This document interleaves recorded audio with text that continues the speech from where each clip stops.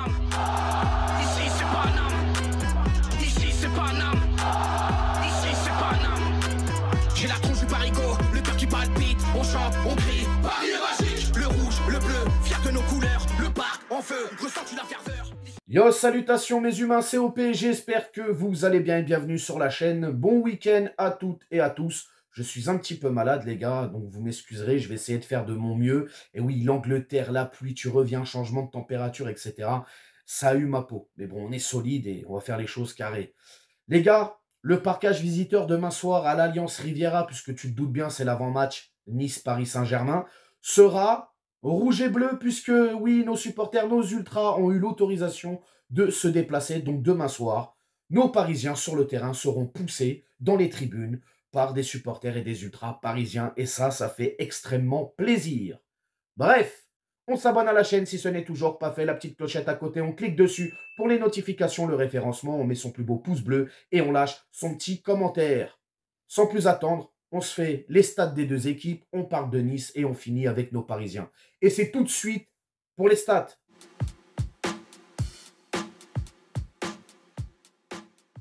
Pour clôturer cette 7e journée de Ligue 1, nos rouges et bleus prennent la direction du sud de la France pour y affronter l'OGC Nice. Coup d'envoi 20h45 à l'Alliance Riviera et c'est retransmis sur l'horrible chaîne DAZN. Au classement général de la Ligue 1 pour ces deux équipes, chacune de leur côté, sachant que aujourd'hui, il y a des matchs, il y a Toulouse qui joue de son côté, Rennes aussi, et donc forcément, ces deux matchs peuvent avoir un impact sur le classement de Nice. Mais quoi qu'il en soit, actuellement, Nice, ils sont 9e avec 8 points, et nous, le Paris Saint-Germain, nous sommes premiers avec 16 points. Sur les 3 derniers matchs, chacune de leur côté, ces deux équipes en Ligue 1, pour Nice, eh ben, c'est une défaite, une victoire et un nul. Pour le Paris Saint-Germain, c'est une victoire, un nul et une victoire. Sur les derniers face-à-face, les 10 dernières confrontations, toutes compétitions confondues entre l'OGC Nice et le Paris Saint-Germain et l'OGC Nice, les gars, eh ben on est sur 3 victoires niçoises, un nul et 6 défaites pour l'OGC Nice. Donc pour Paris, c'est 6 victoires, un nul et 3 défaites. La dernière défaite en date de nos Parisiens à l'Alliance Riviera face à Nice, il faut remonter en 2022, les gars, c'était sous Pochettino. Et il me semble qu'on avait perdu 1-0, si je ne dis pas de bêtises. Donc voilà, 2022, la dernière fois qu'on s'est incliné face à Nice chez eux.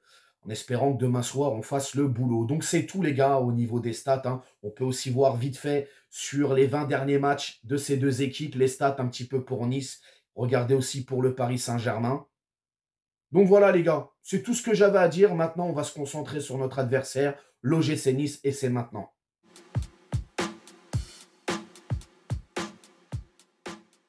Alors le début de saison des Aiglons, les gars, disons-le, hein, il est pas top. Hein, sur les 6 dernières journées, puisque demain soir ce sera la 7e, c'est quand même seulement 2 victoires. Fraîchement intronisé aussi au poste d'entraîneur, le coach Franck Hayes, qui avait quand même le vent en poupe du côté de Lens, qui a fait un gros travail, un travail incroyable là-bas dans le nord de la France. Et bah là, le sud aussi, hein, c'est un petit peu compliqué pour lui. Il est un petit peu en difficulté en ce moment. Il se cherche, je pense. Hein, mais bon, après, c'est Franck Hayes. Hein, moi, j'aime beaucoup ce style d'entraîneur. Mais c'est sûr qu'à Nice, là, c'est autre chose. Hein, c'est pas Lens. En tout cas, côté Mercato, les gars, ils ont perdu des cadres hein, en termes de départ, notamment Khéphren Thuram, qui est parti à la Juventus. Il y a aussi Todibo, qui est parti en prêt à West Ham. Bien évidemment, ils se sont renforcés. Côté arrivé, hein, on a Morgan Sanson, qui est lui venu de Aston Villa, si je ne dis pas de bêtises. Le jeune Moukoko, qui est prêté par Dortmund. On a qui aussi qui est arrivé? Jonathan Klose, hein, The Klose, de l'OM. Ouais, ils se sont renforcés, les gars. Et puis, on a aussi Ndombele, l'ancien Ndombele, qui est arrivé, lui, gratuit. Hein, il était libre depuis son départ de Tottenham. Donc voilà, fin de contrat avec Tottenham. Monsieur s'est engagé avec l'OGC Nice. Donc voilà, côté Mercato, des départs importants, des arrivées aussi importantes. Bref, sur le style de jeu, les gars, eh ben, écoutez, Franck Hayes n'a rien changé. Le fameux 3-4-3 qu'il avait instauré à Lens, il l'a ramené et il l'a instauré aussi à l'OGC Nice. Bon, voilà, grosse densité au milieu de terrain. Hein. Tu connais, Franck Hayes aime avoir beaucoup de monde dans son milieu. Alors forcément, ce milieu un petit peu losange, où Morgan Sanson va venir s'intercaler en numéro 10, tu vois. Après, ouais, après, c'est une équipe bah, qui, offensivement, aime attaquer, qui aime faire tourner le ballon, qui aussi exerce le pressing très haut. C'est une équipe aussi qui est capable de faire bloc sans avoir le ballon. Ça ose, ça tente, ça tire. C'est pas maladroit devant les buts. Donc, ouais, attention demain soir, attention. Je pense qu'ils ont une carte à jouer, Nice, et ils vont essayer de la jouer à fond. À nous, les Parisiens, d'être concentrés et de pas se prendre une branlée comme Saint-Étienne. Mais non, ça n'arrivera pas, les gars. Ah ouais, ils ont mis une sacrée branlée à Saint-Étienne, un 8-0. C'est pas passé inaperçu, hein. Bon, tu me diras, moi, j'ai rien contre Saint-Étienne, les gars.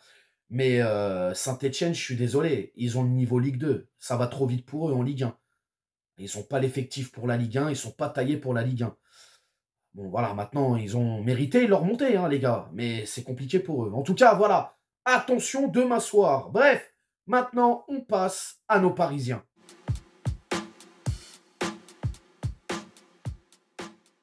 Alors forcément, il y a encore ce spectre d'Arsenal. Oui, on a perdu ce match. Oui, Paris n'a pas été au niveau et Arsenal en a profité. Arsenal a très bien joué. Maintenant, il y a la trêve qui arrive, ce serait bien pour nos Parisiens de terminer correctement. Et qui dit terminer correctement, c'est de repartir avec les 3 points de Nice. Tout simplement. Donc demain soir, les gars, demain soir, je veux du collectif. Je veux que ça joue vite. Hein, parce qu'à Arsenal, on a vu, ça se regardait dans le blanc des yeux, ça allait pas trop vite, hein, quand Guinea qui baille, machin et tout. Là, les gars, demain, je veux des Warriors sur le terrain. Je veux des mecs qui ont la dalle.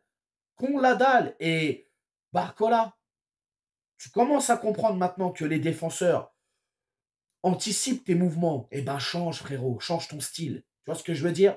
Fais autre chose. Propose autre chose. Mais voilà, en tout cas, je veux une équipe en bloc. On attaque ensemble, on défend ensemble, on cadenasse l'axe, on écarte le jeu, on joue sur les côtés. Je veux quelque chose de complet.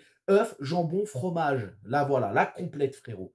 C'est tout ce que je demande et bien évidemment, les 3 points.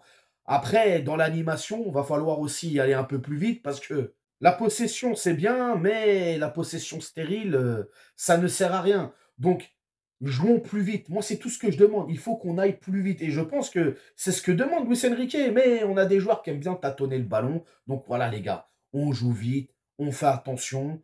Techniquement, on se met au niveau, même plus que haut niveau. Tactiquement, on reste bien en place. Et normalement, tout va bien se passer. Maintenant, c'est Nice en face. Nice, voilà, ils sont chez eux. Ils vont avoir leurs supporters qui vont les pousser. Les mecs vont pas essayer de repartir avec le match nul. Ils vont essayer d'aller au bout et chercher les 3 points. Il faut qu'on les asphyxie. Il faut qu'ils n'existent pas sur ce match demain soir, tout simplement. Au niveau du 11 de départ, tout le monde est là. Quand tout le monde est là, principaux, hein, bien évidemment. Donc moi, ouais, je partirais sur cette compo probable si j'étais coach du Paris Saint-Germain demain soir. Je mettrais Safonov dans les cages, parce que je pense que là, Donnarumma, il va falloir... Alors, j'ai regardé la conférence de presse. On va en revenir vite fait après, vous inquiétez pas. On va faire le 11. J'ai regardé la conférence de presse de Luis Enrique. Ah, il revient sur justement la prestation de Donnarumma. Alors, il l'explique. Il dit oui, tout le monde a tendance à taper sur le fautif.